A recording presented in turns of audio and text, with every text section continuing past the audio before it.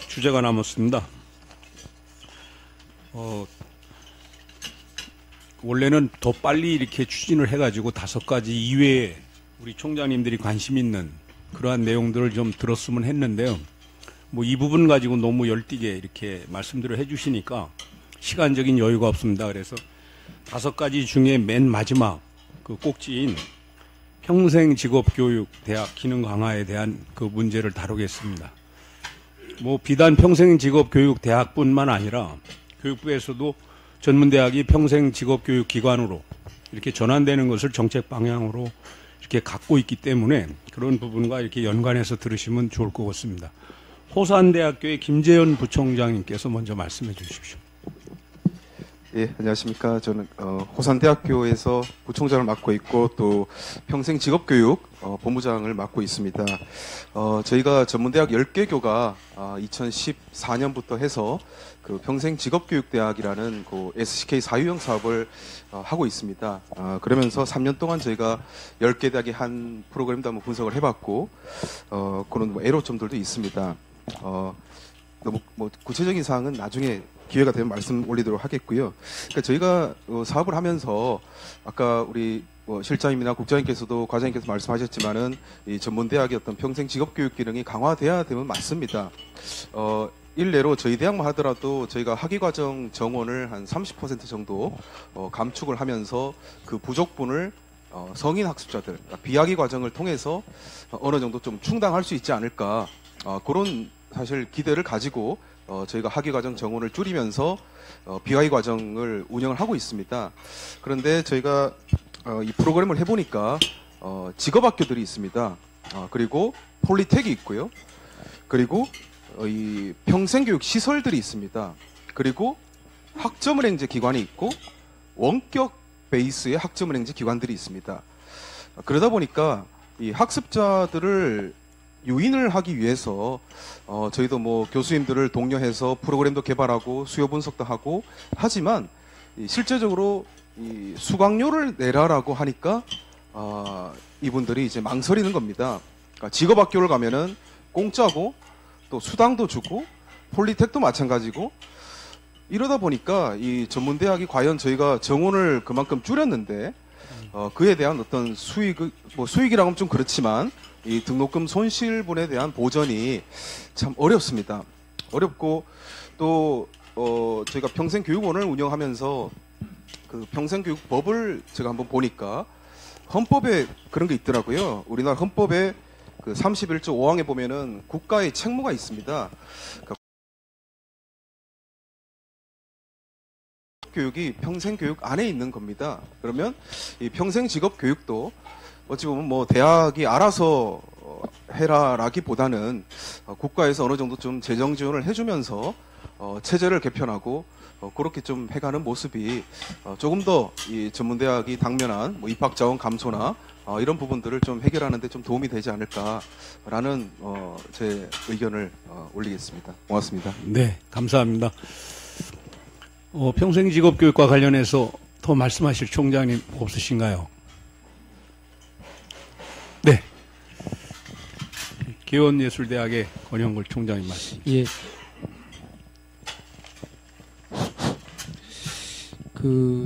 뭐 대학이 이 처한 상황이 지금 심각하기 때문에 이런 상황이 지속된다면 결국 이 전문대학은 자연히 이 다른 교육 수요에 눈을 돌릴 수밖에 없는데 그래서 뭐 저희도 이 산업체 위탁 교육을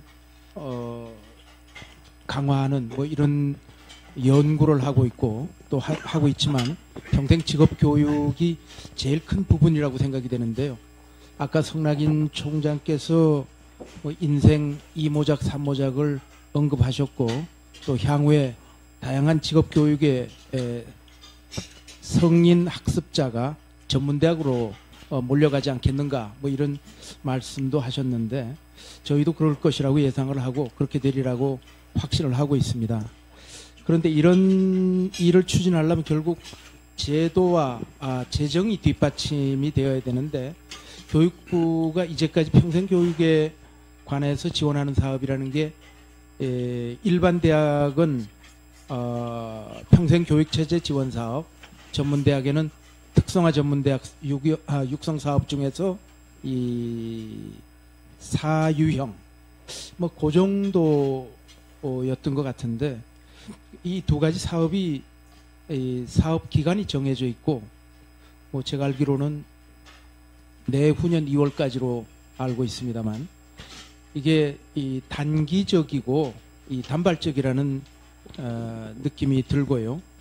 또 이 정부 재정 지원 사업은 이 좀 선정된 대학 몇 개에 집중되어 있는 제한적인 사업인데, 근본적으로 대학의 이 체질을 바꾸는 데는 굉장히 한계가 있다, 뭐 이런 생각이 듭니다. 이 평생 직업 교육이 미래의 가장 중요한 대안 중에 하나라면은 이렇게 이 제한적이고 단발적인 것으로 되겠는가? 또 이 전면적으로 다른 차원에서 지원이 이루어지고 연구돼야 되는 것이 아닌가, 이런 생각이 듭니다. 내후년 2월, 그러니까 1년 남짓 하면은 이 사업이 종료되는데, 그 이후에 계획이 어떠한 것이 있는지, 그리고 평생 직업 교육에 대해서 어떤 차원의 논의가 교육부에서 이루어지고 있는지 말씀해 주시면 감사하겠습니다. 예, 교육부의 입장을 듣도록 하겠습니다.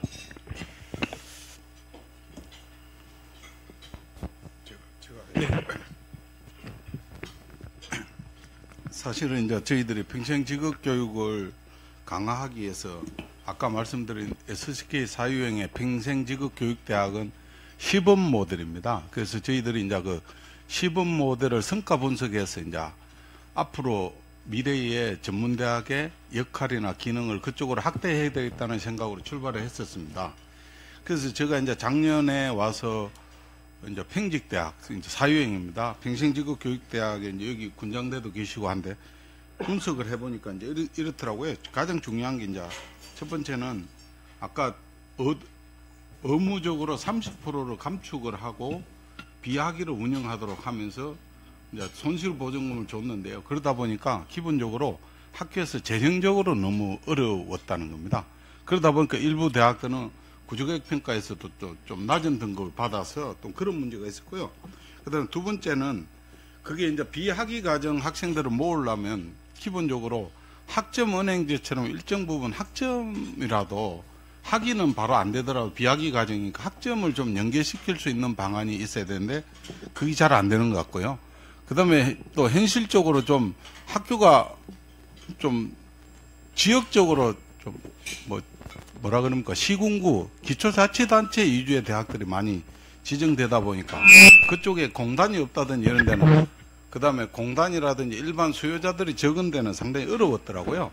그래서 저희들이 외부 학습장을 좀 열어주자는 걸, 사실은 그거는 작년에 추진을 했었는데 그게 이제 그 법령 해석으로 추진을 하려 그러다가 이제 좀 못 돼 가지고요. 지금 이제 그런 부분을 저희들이 시범 사업에서 나왔던 이제 가장 단점입니다. 그래서 그 부분을 저희들이 이제 제도 개선을 하고요. 두 번째는 이제 저희들이 가장 걱정이 아까도 쭉 나왔는데 재직자에 대한 고보기금 지원 문제. 그러니까 이거는 이제 학위든 비학위 과정이든 다 재직자들, 그러니까 주로 이제 산업체 위탁 교육이 많지 않습니까? 산업체 위탁 교육이나 뭐 학사학위 전공 심화 과정도 재직을 하는 와중에 들어오는 분들에 대한 장학금이라든지 하여튼 어떤 형태의 고보기금을 활용하는 문제, 그 부분에 대해 저희들이 이제 집중적으로 지금 매달리고 있고, 지금 실무협의는 계속 하고 있습니다. 노동부하고. 노동부는 이제 고보기금이라는 성격 때문에 쉽게 열리지는 않습니다. 그래서 저희들 실장님, 국장님도 다 알고 계시고 이제 저희들이 논의를 진행하면서 할 거고요. 그 다음에 또 아까 말씀드린 훈련기관 평가 인정을 받아야 되는데 사실 대학들은 좀 그 부분을 싫어하지 않습니까? 그래서 실질적으로 작년에 1박 5일 입학과정 하면서 14개 대학의 17개 과정은 이제 훈련기관으로 인정을 받았고요. 프로그램도 받았었는데 그 추가로 몇 개가 더 있더라고요. 실질적으로 그 위탁과정 말고도 덜 공동센터로 해서 지원받는 데 있는데 그 부분에 이제 저희들이 노력을 하고 있습니다. 그래서 평생 직업 교육이 이제 맹실공이 전문대학이 참여하겠다는 건데 이제 저희들이 아쉬운 게 그렇습니다. 교육부 차원에서 아쉬운 게 제가 항상 말씀을 드렸는데 전문대학이 자칫 학위에 치중하다 보니까 4년제하고 또 경쟁을 하고 있고요. 그 다음에 이제 비학위 같은 경우에는 자꾸 등한시하고 이러다 보니까 폴리텍이나 이런 데는 여건이 폴리텍은 아까 말씀대로 국립이기 때문에 지원액이 많습니다. 그렇기 때문에 취업률도 높고요. 그러다 보니까 또 직업훈련 과정에 있어서는 폴리텍보다는 또 이렇게 중간에 그래서 전문대학 입장이 상당히 난처한 그런 입장이더라고요. 그래서 저희들이 지금 평생 직업교육 말씀을 하지만 저희들 아까 지금 말씀드린 이런 부분을 앞으로 이제 제도 개선할 것이고요. 그때 이제 이게 다 해결되면 아마 이제 전문대학이 평생 직업교육을 하는 데는 큰 걸림돌은 많이 제거되어 있다고 보고 있습니다. 예, 제가 한 말씀. 예. 식사하시고 너무 좀 딱딱한 것 같아서 이건 농담이 아니라 제가 실제로 좀 세종시에 사니까 한 1년 전에 이제 저는 4년 전에 이사를 해서 세종시에 거주를 하고 있습니다. 그런데 식당에서 식사를 하고 있는데 어떤 남자가 명함을 돌리고 다녀요. 그런데 명함 봤는데 제가 놀랬습니다. 이렇게 헤드로 나와 있는 게 남자를 빌려드립니다예요. 그런데 뭐냐면 주 업무 해가지고 못 받기, 냉장고 청소, 그 다음에 에어컨 청소, 그 다음에 전구 갈아주기, 뭐 이런 것들입니다. 그래서 세종시가 아마 이제 전업주부들보다는 같이 일하는 이제 남편과 아내가 같이 일하는 부부들이 많아서 그럴 수도 있지만은 요새 젊은 사람들이 그런 걸 못 하는데 저도 마찬가지라는 거죠. 그 다음에 두 번째 이제 이야기를 하겠습니다.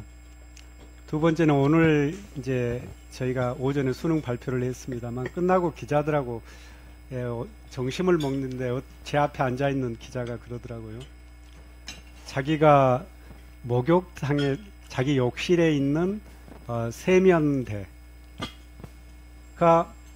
뭐가 걸려가지고 물이 이제 이렇게 안 빠는 겁니다.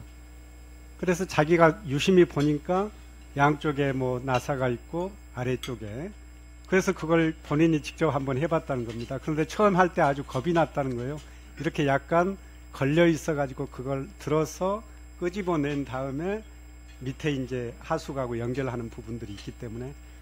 그런데 아무것도 모르는 상태에서 자기가 한번 해봤는데 되더라는 거예요. 그래서 도움 없이 자기가 그 세면대 분리 청소를 했는데 아주 뿌듯하더라. 한번 해보니까 쉽더라는 겁니다. 세 번째 이야기를 한번 올리겠습니다. 제가 이제 실은 여기 계신 존경하는 이대순 우리 고모님 덕분에 일본으로 유학을 다녀왔습니다. 제가 96년에 일본 유학 갈 때 제 추천서를 써준 분이 이대순 그 고모님입니다. 그래서 덕분에 이제 일본 유학을 했고 또 일본에서 2000년 중반에 동경에서 근무도 하게 됐습니다만, 일본은 이러더라고요. 이제 고령화 됐지 않습니까? 고령화가 됐는데 이 고령화된 노인분들이 평생 교육을 통해서 자기의 삶을 향유하도록 만들어줍니다. 그래서 지자체하고 인근 대학이 MOU를 체결해서 위탁 교육을 시켜줍니다. 그런데 재미있는 프로그램들이 많아요. 이런 것들입니다. 스마트폰 올바로 사용하기. 스마트폰이 뭐 저희도 그러지 않습니까? 저도 스마트폰 바뀌면 파는 데서 설명서 가르쳐주도 안 합니다. 그냥 이렇게 두꺼운 책 주고. 근데 누가 그거 다 봅니까? 일본도 마찬가지죠. 그래서 이제 80, 90 되신 노인분들이 위탁 프로그램 중에 하나가 스마트폰 활용법을 뭐 2, 3일 동안 배우고, 또 자동차가 이 계기를 잘 보실지 모르니까 열어서 물이 차 있는지, 또 워셔액이 있는지, 또 엔진 오일이 얼마 정도 됐는지, 심지어는 이제 한 노령화된 분들이 차가 도중에 멈춰 있으면 왜 멈춘지를 모른대요. 그런데 대부분 휘발유가 다 떨어져서 멈춘다는 겁니다. 그러니까 그 계기 보는 것 자체가 서투신다는 거죠. 그래서 어떻게 보면 일상생활에서 불편함이 없도록 끊임없이 지자체가 인근 대학과 연계해서 IT라든가 산업사회가 발달하니까 거기에 적응할 수 있도록 교육을 계속 시켜주는 거죠. 그 역할을 이제 지방대학에서 하는 거죠, 인근 대학들이. 그래서 저도 이제 그 세 가지 말씀을 올린 것은 우리가 평생교육이라면 아주 큰 틀에서 생각하지만은 아까 우리 성낙원 총장님께서도 저희들한테 말씀 주셨지 않습니까? 저도 만약에 퇴직하고 그런 좀 배울 수 있는 과정이 있다면 내가 원만하게 집에서 생활할 수 있는 또 집과 사회를 원만하게 왕래하면서 생활할 수 있는 기본적인 것을 내 스스로 좀 할 수 있는 것을 배워야 되겠다 하는 생각이 들었습니다. 그런데 그 배운다면 저희들이 대학이라는 게 인적 물적 인프라가 종합적으로 깔려 있기 때문에 학원 다니는 것보다 훨씬 더 양질의 평생교육 서비스를 받을 수 있다는 생각도 들었습니다. 그래서 저는 이제 좀 딱딱한 분위기에서 이런 말씀을 올린 것은 우리가 그 고령화 사회 되고 또 이 첨단 사회가 또 과학 물질 문명이 엄청난 속도로 이렇게 발전하기 때문에 거기에 따라서 우리 대학들이 좀 고민을 많이 하면 그래도 어떤 아이템, 평생 교육에 관련된 아이템을 찾을 수 있고 그게 수익 구조 창출과 연계가 된다면 더 유익하지 않을까 하는 생각이 들어서 제가 좀 딱딱한 분위기상 말씀을 올렸습니다. 예, 감사합니다. 시간이 우리가 이렇게 7시까지 좀 마치려 했는데, 여기 계셔서 알겠지만은 총장님들도 열띠게 말씀하시고, 교육부가 또 아주 진정성 있게 답변을 하시느라고 시간이 조금 경과가 됐습니다. 뭐 전부 다 총장님들을 모시려고 했는데, 지금 확인을 해보니까 8분이 그 토론회에 참여를 못 하셨어요. 근데 시간이 지금 다 경과됐기 때문에, 뭐 우리가 이제 앞으로 컨퍼런스가 많이 남아있기 때문에 우리 총장님들이 이제 더 거기에 적극적으로 참여해 주시면 좋겠고요. 이제 시간이 다 됐기 때문에 그 폐회 말씀은 우리 이인원 회장님께서 좀 해주시면 좋겠고요. 요 끝난 다음에 요 앞에를 치고서 여기 참여하신 모든 분들 기념사진 촬영이 있습니다. 그러니까 그거 준비해 주시기 바라고요. 이인원 회장님의 폐회사를 듣도록 하겠습니다.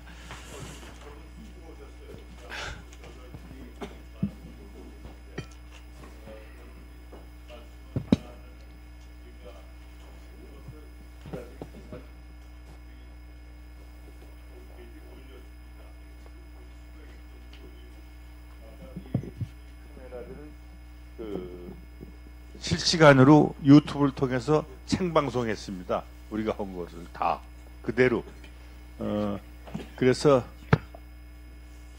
사무실에 가시면 unn.net 그걸 보시면 우리 신문이 나오기 전에 나오지만 unn.net는 데일리입니다. 그 자체가 데일리니까 여기서 보시고 계신 총장님들도 많이 계신 줄 압니다만 확인해 주시기 바랍니다. 우리가 4차 산업과 고등 직업교육 이런 주제를 가지고 앞으로도 5번 이상 만나서 좋은 얘기 할 수 있기 바랍니다. 오늘 저 부총리께서는 미리 가셨습니다만 저 개인적인 생각은 저 이 실장을 비롯한 저 세 분이 더 실무자니까 저분들이 더 잘하는 게 더 좋지 않나 그런 생각을 하고 인사하신 관계 본인에게 미안한 얘기면 잘 됐어요. 가서 그러지 마세요. 또 내가 잘 됐다 그러더라고. 감사합니다. 네, 좀 사진 좀 찍고. 감사합니다. 예, 이것으로 1차 컨퍼런스를 모두 마치도록 하겠습니다. 박수로 마치겠습니다.